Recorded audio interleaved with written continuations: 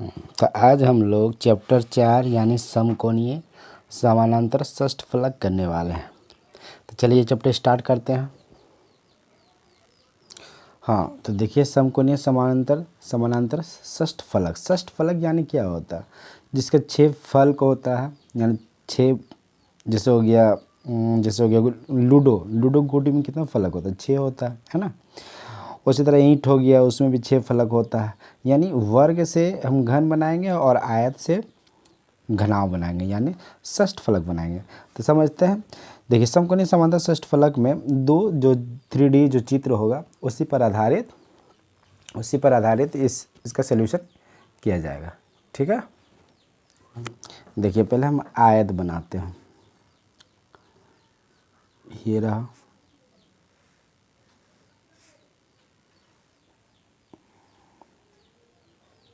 ये रहा आयत। इसको हम 3D पिक्चर बनाते हैं, चित्र बनाते हैं।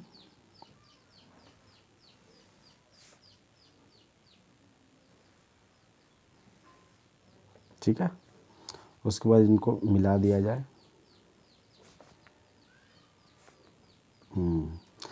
जैसे कि आप देख सकते हैं, ये क्या हो गया, देखिए इसका 6 फलक हो गया। ये क्या है, आयत को हम क्या बना दिए हैं, इसको बना दिए हैं आयत घन बनाया है। ठीक, यानी इसको हम घनाव भी बोल सकते हैं। इसका जितना भी फलक होता है 6 फलक होता है। देखिए सामने वाला 1 फलक, पीछे 2, ऊपर नीचे दाएं बाएं, यानी 6 फलक हो गया। उसी तरह वर्ग से हम घन बनाएंगे।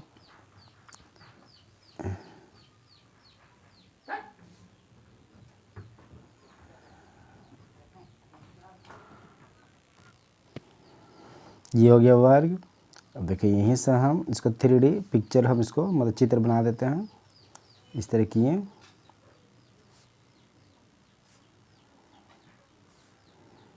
तो आप देख सकते हैं ये दो, एक हो गया घन हो गया, ये हो गया घनाव, यानी इसको हम आयत घन भी बोल सकते हैं। इसको हम क्या बोलेंगे, आयतन घन।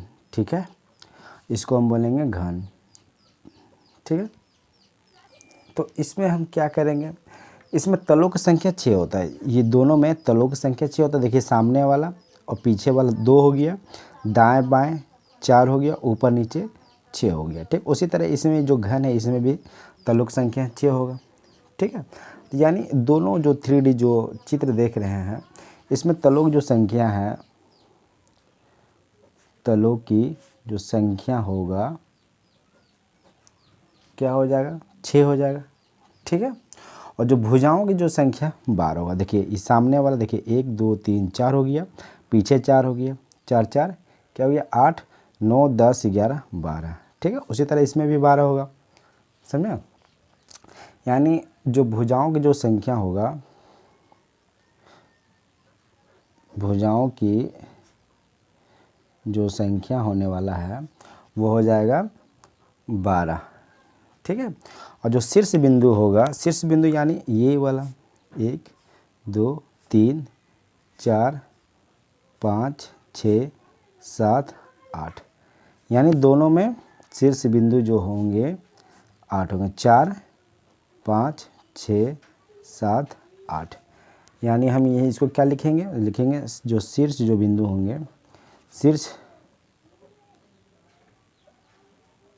बिंदुओं की जो संख्या होगा कितना होगा, 8 होगा। ठीक है, तो यानी जो तलों की संख्या इसमें भी 6 होगा, इसमें भी 6 होगा। ठीक है, और भुजाओं की जो संख्या इसमें भी 12 है, इसमें भी 12 है। ठीक है, और जो शीर्ष बिंदु की जो संख्या है इसमें भी 8 होगा, इसमें भी 8 होगा। इसमें जो तलो यानी फलक होता है, इसमें इस षष्ठ फलक किस लिए कहा जाता है, क्योंकि इसमें जो फलकों की संख्या यानी जो तलों की संख्या है 6 होता है, यानी 6, इसलिए हम इसको क्या बोलते हैं, षष्ठ फलक बोला जाता है। ठीक है, तो ये जो आयत घन इसको हम घनाव भी बोलते हैं। क्या बोलते हैं, एक नाम वो क्या है, घनाव। ठीक है, इसका 2 नाम है, घनाव, या इसको हम समकोणीय समानांतर षष्ठफलक भी कह सकते हैं। तो चलिए आयत घन का पहले हम फार्मूला हम लिख लेते हैं, उसके बाद हम घन का जो फार्मूला है सभी को हम लिख लेते हैं, उसके बाद हम सवाल को करेंगे। आयतन घन या घनाव चलिए इनका हम फार्मूला लिखते चलेंगे। तो जो घनाभ, जो आयतन घन होता है यानी घनाभ जो होता है, ठीक है, तो इसमें क्या क्या होता है, इसमें होता है लंबाई होता है, चौड़ाई होता है और ऊंचाई होता है, ठीक है। और जो घन होता है इसमें सिर्फ भुजा होता है, सभी भुजा का जो लंबाई होता है जो बराबर होता है, पर जो आयतन घन यानी घनाभ जो है इसमें लंबाई चौड़ाई और ऊंचाई होता है। तो देखिए ये क्या हो गया, ये हो गया लंबाई हो गया, ये भी क्या हो गया लंबाई, ये लाइन तो ठीक है।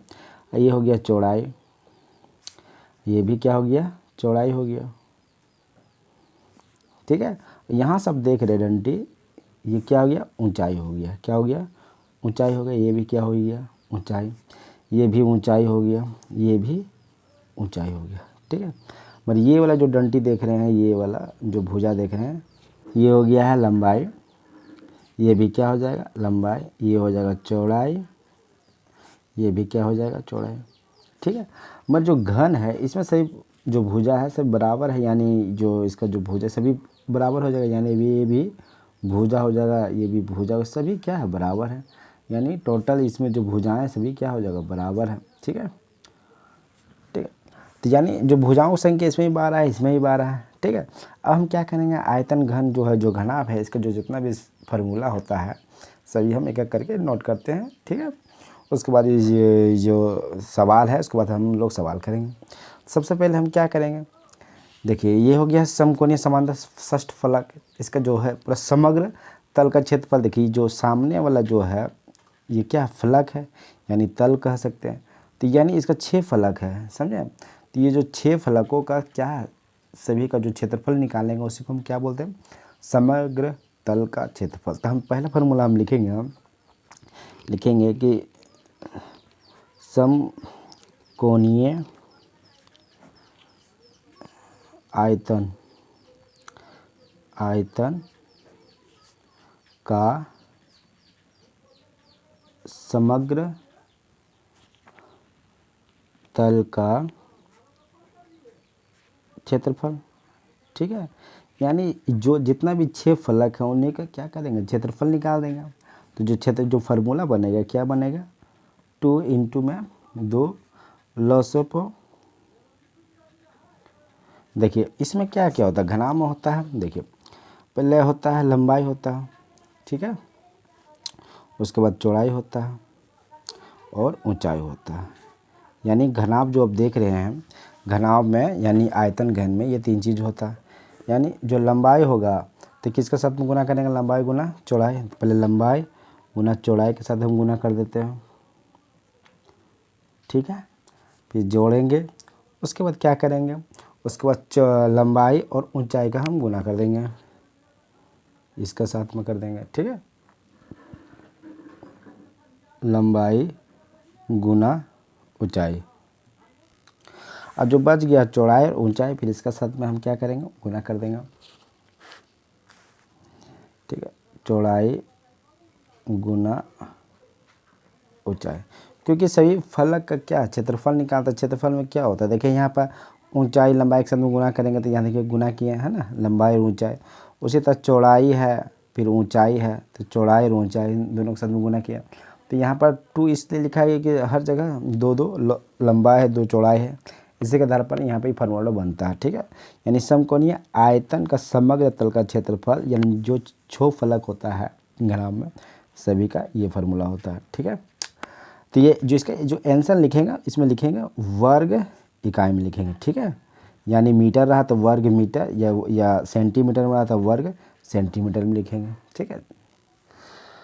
चलिए ये तो पहला नंबर का फार्मूला हो गया। अब चलिए दूसरा नंबर का फार्मूला, तो इसमें देखिए क्या निकालेंगे विकर्ण निकालेंगे। तो विकर्ण क्या होता है देखिए ये कोना से ये कोना जब मिलाते हैं मिला देते हैं, ठीक है, और यहाँ पर भी नीचे से नीचे मिला देते हैं, यहाँ पर जो एंगल बनेगा यानी 90 डिग्री का एंगल यहाँ बन रहा है ना, तो ये जो मिल रहा है यही हमारे क्या हो गया विकर्ण है, ठीक है। तो विकर्ण का इसमें एक फार्मूला बनेगा, ठीक है। तो क्या हो जाएगा, तो दूसरा जो फार्मूला बनेगा विकर्ण का यानी आयतन घन का जो विकर्ण है, ठीक है, यानी ये वाला जो विकर्ण यहाँ से यहाँ तक सबसे लंबा जो सबसे लंबाई सबसे ज़्यादा किसका होता है विकर्ण का होता है। तो इसका जो फार्मूला क्या हो जाएगा, आयत घन का जो विकर्ण होता है ये होता है रूट लंबाई का स्क्वायर प्लस चौड़ाई का स्क्वायर प्लस ऊंचाई का स्क्वायर। ठीक है, यानी आयतन घन का जो विकर्ण बराबर क्या हो जाएगा, रूट हो जाएगा लंबाई का स्क्वायर प्लस चौड़ाई का स्क्वायर प्लस ऊंचाई का स्क्वायर। ठीक है, अब चलिए अब अगला फार्मूला पर चलते। अब चलिए देखिए, घनाभ में समग्र तल का जो क्षेत्रफल निकालिए, मगर इसका जो वक्र पृष्ठ यानी पार्श्व का जब क्षेत्रफल पूछे, यानी जो सामने वाला जो है सिर्फ इसी का पूछे, ठीक है, तो क्या हो जाएगा, तो यानी इसका फार्मूला जो हो जाएगा, इसका फार्मूला हो जाएगा आयतन घन का वक्र पृष्ठ या पार्श्व पृष्ठ, दो नाम है इसका, वक्र पृष्ठ भी बोल सकते हैं यानी वास्तव पृष्ठ भी बोल सकते हैं, का क्षेत्रफल क्या हो जाएगा, इसका हो जाएगा 2 इंटू लंबाई प्लस चौड़ाई गुना में ऊंचाई। इसका जो आंसर होने वाला है ये हो जाएगा वर्ग इकाई में हो जाएगा। फार्मूला नंबर 4, तो देखिए आयतन घन का, ठीक है, तो यहाँ पर आयत घन लिखिएगा सभी जगह में, ठीक है, आयत घन, ठीक है, मिस्टेक से आयतन घन लिख दिए हैं, आयत घन हो यानी घनाभ हम जिसको बोलते हैं, ठीक है, यानी आयत घन का जो आयतन होगा, आयतन क्या होता है समझ लेते हैं। देखिए ये घनाभ देख रहे हैं, यानी आयत घन है जो है, आयत घन जो है इसमें क्या लंबाई है, चौड़ाई है, ऊंचाई है। इसमें हम जब कोई सामान रखेंगे यानी कोई लिक्विड रखते हैं या पानी हो गया या कुछ भी सामान रखते हैं, तो इसमें लंबाई चौड़ाई और ऊंचाई में एरिया घेरेगा, ठीक है, उसी को हम आयतन कहते हैं। तो जो फार्मूला होगा आयत घन का जो आयतन हो जाएगा ये हो जाएगा लंबाई गुना चौड़ाई गुना ऊंचाई, ठीक है। इसका जो हम आंसर जब लिखेंगे इसको हम घन इकाई लिखेंगे, क्या लिखेंगे, घन इकाई में, ठीक है। जब भी आयतन घन का आयतन पूछे यानी घनाभ के बारे में पूछे, ठीक है, तो हम जब आंसर निकालेंगे तो क्या लिखेंगे, घन इकाई में, ठीक है।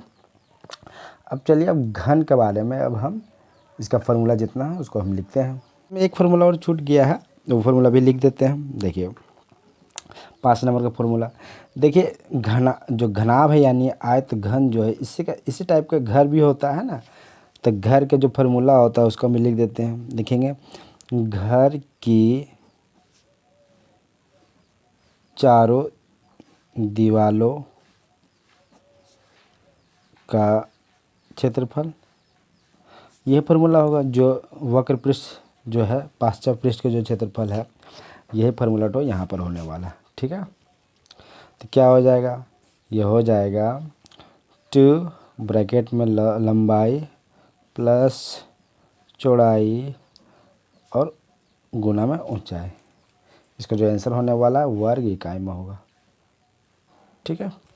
तो यानी आयतन जो आयत घन जो यानी जो घनाभ है इसमें मैक्सिमम 5 फार्मूला इस्तेमाल करके इस सवाल को करने वाले हैं।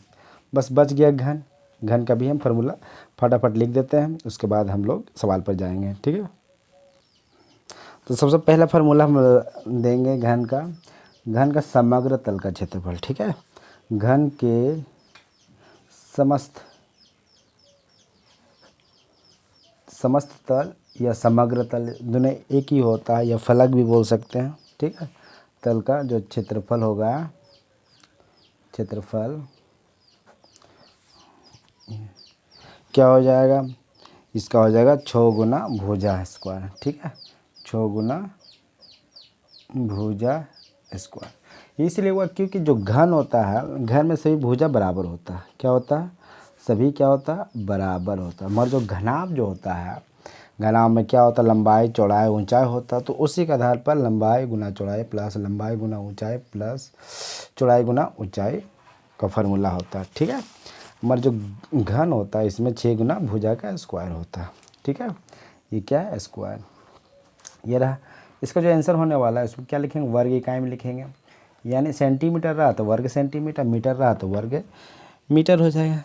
ठीक है, उसी तरह 2 नंबर का जो है फार्मूला क्या हो जाएगा, 2 नंबर का फार्मूला हम लिखेंगे विकर्ण। ठीक, तो देखिए इसमें विकर्ण कहाँ से होगा, देखिए ये वाला इसको हम ये कोना और ये कोना का हम मिला देंगे, क्योंकि विकर्ण यहाँ से भी होगा, यहाँ से भी होगा और यहाँ से भी होगा। ठीक है, यानी 4 विकर्ण बन सकता है, मगर हम एक विकर्ण को दिखा रहे हैं। तो देखिए ये वाला विकर्ण है, ये वाला, ये वाला। ठीक है, ये वाला, ये 90 डिग्री का एंगल बन रहा है। तो 90 डिग्री का एंगल यहाँ पर भी बनेगा, यहाँ पर भी बनेगा, यहाँ पर भी बनेगा। ठीक है, तो हम यहीं पर सिर्फ बना रहे हैं, यहीं पर बना रहे हैं। ठीक है, तो इसका जो होगा, जो घन का जो विकर्ण होगा, घन के विकर्ण की जो लंबाई होगा क्या हो जाएगा, √3 गुना भुजा हो जाएगा। ठीक, तो ये रहा विकर्ण की लंबाई। ठीक है, तो यानी ये जो लंबाई इसका निकालने के लिए, ये विकर्ण निकालने के √3 गुना भुजा हो जाएगा। ठीक है, अब हम 3 नंबर का फार्मूला पर आते हैं। ठीक है, या ये निकालेंगे हम वक्र पृष्ठ यानी पार्श्व तल का क्षेत्रफल निकालते हैं। ठीक है, देखिए क्या हो जाए, वक्र पृष्ठ या पार्श्व तल का क्षेत्रफल। ठीक है, दोनों एक ही होता है, किताब में कभी वक्र पृष्ठ यानी या पार्श्व तल लिखा होगा यानी वक्र पृष्ठ, ये दोनों को एक लिखा होगा। तो इसका जो फार्मूला होगा इसमें क्या हो जाएगा, इसका फार्मूला 4 गुने भुजा स्क्वायर हो जाएगा। ठीक है, इसमें जो ऊंचाई और जो ऊपर नीचे वाला जो होता है उसका नहीं लिया जाता, इसका जो 4 दीवार होता है उसी का वक्र पृष्ठ लिया जाता है। ठीक है, संपूर्ण नहीं लिया जाता। संपूर्ण में क्या होता है, 6 गुना भुजा स्क्वायर और वक्र पृष्ठ में 4 गुना भुजा स्क्वायर। ठीक है, ऊपर और नीचे का नहीं लिया जाता वक्र पृष्ठ में। ठीक है, अब चौथा नंबर में हम क्या लेंगे, आयतन। ठीक है, यानी जो आयतन होगा, घन का जो आयतन हो जाएगा, इसमें भुजा क्यूब हो जाएगा, भुजा क्यूब। ठीक है, यानी जो इसका जो होगा भुजा क्यूब हो जाएगा। जो इसका आंसर आने वाला घन इकाई में आएगा, क्या होगा, घन इकाई में। अब इसका जो नेक्स्ट वीडियो है उसमें हम लोग इसका प्रश्न को करने वाले हैं। ठीक है, परीक्षण करके देखें, तो ये नेक्स्ट वीडियो में करेंगे, क्योंकि इस वीडियो में हम लोग फार्मूला जान लिए, इतना फार्मूला से हम इसको करने वाले हैं। ठीक है।